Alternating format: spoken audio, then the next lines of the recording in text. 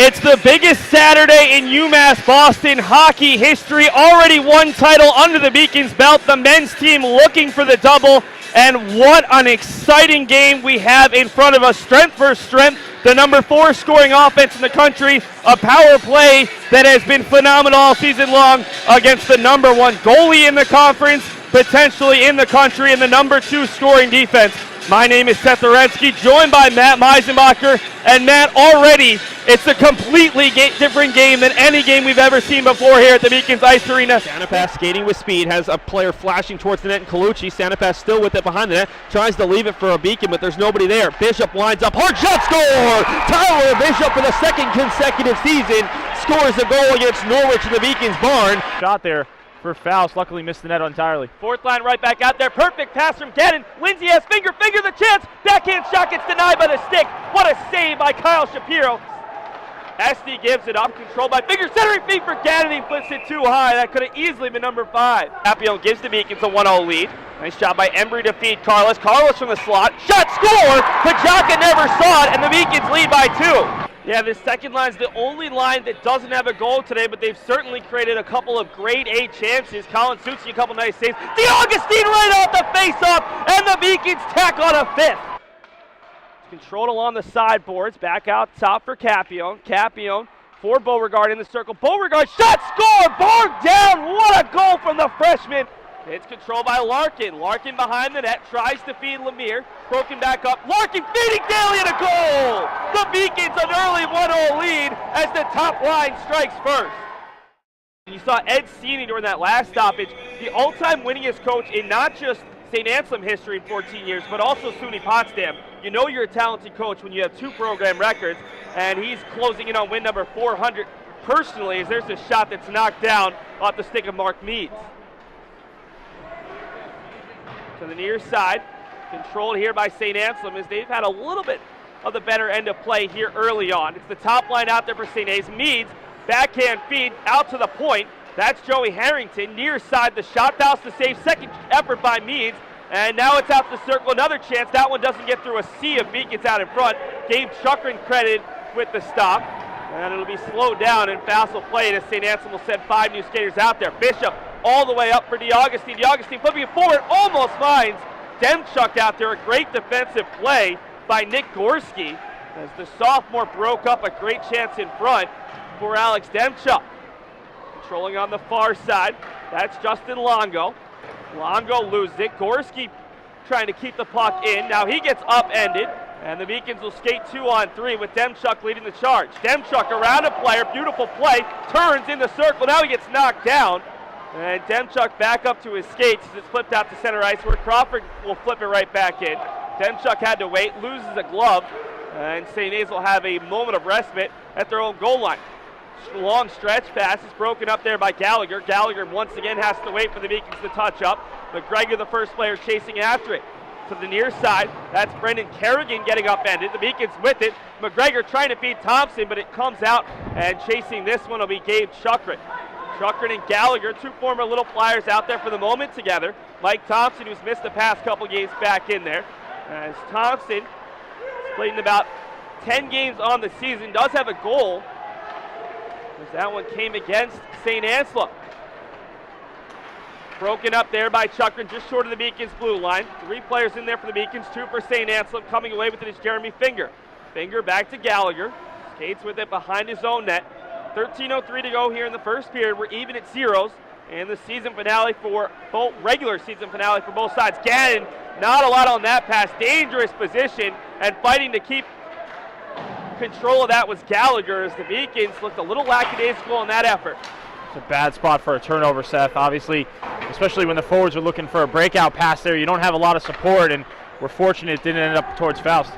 Alaska's pass is intercepted. St. A's had a lot of guys right there along their bench. The Beacons calling for too many men. Finger trying to feed Lindsay on the doorstep, couldn't find it. And now Ed Sini's asking for some goaltender interference there on Zach Lindsay's part, as he toppled down right on top of the sophomore goalie Shane Joyce.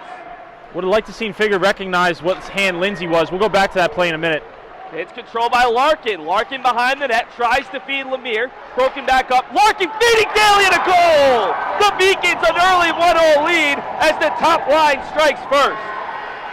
And great pressure there by that line, especially on a line change. Caught St. Anselm in between. Weren't able to complete the line change, were the Hawks, and Beacons capitalized on it. And Albie Daly, you saw him as soon as he came off the bench. He knew he had to lean towards the net. Came right in and set himself up, put him in prime position for that back door. Joyce didn't stand a chance on making that save, and Beacons out to a 1-0 lead here in the first period. And Matt, yesterday it was Albie Daly being unselfish on the Beacons' first goal, leaving it for Lemire for the better option. Today, the Beacons give it back to Daly, the captain's 7th goal of the season. Colin Larkin will pick up assist number 22 as he continues to have a tremendous season. And the top line for a second straight day coming up big here early. Remember, the Beacons led 1-0 yesterday against NEC. NEC took a 2-1 lead after 2. The Beacons led 3-2 before a goal with 8 minutes to go created a 3-3 tie. But a good start for the Beacons nonetheless. Daly's 7th, with Larkin picking up assist number 22, and Matt Lemire might add to his total as well. Well, I think what you saw on that play, obviously, is we're getting to hear the goal announced, Daly from Larkin. But the thing I'm seeing is we're starting to see some chemistry now in that top line. And Colin Larkin, you mentioned, any one of these guys can score. Any one of these guys can make plays. Colin Larkin put it right in the wheelhouse for Daly, who came off the bench. And it really doesn't get any easier than that. When you get a good pass on the tape like that, it makes it extremely easy as a goal scorer to bury that puck, especially when I got the entire net like Daly did. Gallagher just fed Brendan Kerrigan with the perfect pass. Unfortunately, Kerrigan's on the other team, but the Beacons will go the other way. Santa pass with the forecheck pressure. It's Kerrigan up ahead for Nick Leonard as the line's a little bit mixed and matched right now for St. Anselm. Chukrin looking to feed Santa pass, broken up there. A nice job on the near side by Brian Green. Brought into the zone there, at least, well, almost brought in by Kerrigan. It's broken up with Colucci having it. Colucci has center ice, looking to weave his way to the near side. Colucci has DeAugustine the trailer. Great job breaking that one up by Leonard as DeAugustine triple team, and bringing it out of the zone is Blaska. Actually, that was Meads as it's flipped in on Joyce, and we'll get a stoppage. And you see this St. Anselm team, they've got a little bit of speed. They're not necessarily as big as the Beacons, but they're playing nice back and forth hockey. Pick it up. This is chaos as Demchuk gets taken down. Bishop's looking for a call, nothing happening.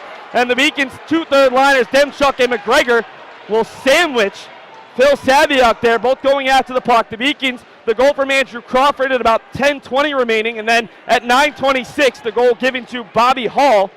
So 2 quick goals in succession, 8 minutes to go in this period. Both teams have scored. Babson, they're most dangerous in the first and second, a combined plus 41, just plus 6 in the third period this season. On the near side, Ackerman with speed, 2-on-2 chance. Ackerman, the shot bounce to save, and he holds on as we'll get an offensive zone face-off for Babson. And a good stop by Faust. That was a little tricky coming in, went off the blocker. The inside of the blocker, we'll take a look at the replay here. That's the goal by Babson, and the initial shot gets through. I don't know if it crossed the goal line. We don't have an angle on it, but definitely tucked home on the second effort regardless, and that's where we stand. 2-1 in the second period, 7:51 left. Top line for Babson out there against the Beacons' fourth line. I'd say, Matt, the fourth line has looked as good as any for UMass Boston today, as it's Lindsay with it. Flipping it up, unable to clear the zone. That's Volman keeping it in. Odd Karam, finger off of a Babson player, bouncing around, and Babson still fighting for control, and now it's Gallagher unable to get it out of the zone as he hit it up off the boards and into the Babson bench. And Coach Blau just trying to get his lines out there, keep everyone fresh. I think you're right. That fourth line has looked good tonight. That second line we've seen been around the puck. I'd like to see a little bit more from this first line. Now, obviously, matchup-wise, going to be difficult. They're usually facing Babson's top line every time they go out there, but we'd like to see them generate just a little bit more. I haven't seen too much offense from them yet. Both teams' top lines out there right there. It was the Beacons' top line who was out there for the Babson second goal. They had a really good shift after trying to make it 2-1 UMass Boston, but then Babson finally broke the zone, and Babson was able to take the 2-1 lead. Lemire in there behind the net, working against Casper, as Lemire drawn by Larkin. Larkin yet to have a point in this one. He's had a point in every game he's played against Babson. The Rookie of the Year last year in the ECAC East, the first teamer this season, as Babson trying to clear that. Attempted clear, went right into the body of a fellow Babson player. That was Casper. Now Crawford stepping up. Andrew Crawford has had a great tournament, a pair of goals, as that one's flipped up, and they're going to say it went off the hand of a Beacons player on their bench, and we'll see if this faceoff stays in the zone. It should. Yeah, we'll take a look here, and I think they are going to bring it in zone. Goes without saying, you know face-offs are just totally crucial in a game like this. The more draws you can win, you provide yourself with more and more opportunities to try and either break out of your own zone or get pucks towards the net. Let's see what Colucci can do. He wins it back. Colucci to the Augustine shot gets knocked down off the set play. Colucci fighting in there against Donahue, and it's flipped around the boards. Bishop steps up. Nice job to keep it in. Bishop, his shot gets knocked down, and now a chance for Babson. 2 players there. Mason the only player back, and it's picked up. A great job by Brazel. Brazel the shot. That one might have been deflected high as it went near side. Now Faust to save. Second chance, Skitters wide. Good look there from Bill Seligman. Babson has really done a nice job since that Beacon's goal of really controlling the play. Far side, and it bounces off the skate of the linesman. Picked up there by Tim Searles. Searles with a pair of trailers. Shot Faust to save, and he'll get the rebound on the second effort. 6:09 to play in the second. Babson leading by a goal. And Faust can handle those. That's no sweat. Anything from the perimeter. He's done a good job tonight on his angles. And it's tough as a goaltender. You manage the energy. Obviously, when the play's down the other end, it's one thing. But when it's in your zone and you know you have probably about 1,000 people in here watching you, you try to block that out as much as possible. Wiedemann off the face-off. That one deflects wide off the body of Chukrin as Faust wasn't prepared for that deflection. Puck bounces out as Savia couldn't keep it in. Savia across for Wiedemann. Wiedemann trying to dump it in just wide of Faust. Puck bouncing around. Chukrin can't find it, and Gallagher will bail him out. Over to Thompson. Beacon's third line out there. They haven't made a lot of noise today. McGregor from the far circle. Shot, rebound, loose. And it was Demchuk who was looking for the rebound, but he got tied up by a Babson player as the Beacons tried the exact same play that Babson scored on. It's McGregor up top for Chukrin. Chukrin wide open. Gallagher. Gallagher tees up the shot. Goes a little bit wide. McGregor the second effort. That one deflects wide as well as he looked for a centering feed and a deflection. Bouncing around, and Wiedemann has it behind his own net. 5:25 to go in the second period. Both teams scored within a minute after Babson took a 1-0 lead after one. Controlled there by Devaney, unable to get it through Gallagher. And Gannon will flip it down low for Demchuk. Beacon sending out reinforcements as Demchuk getting pushed off the puck by Savia. Now it's Gannon in there. Gannon, as he lost the puck there to Searles, picked up by Finger. Finger the shot, kick save, and the rebound falls to Savia.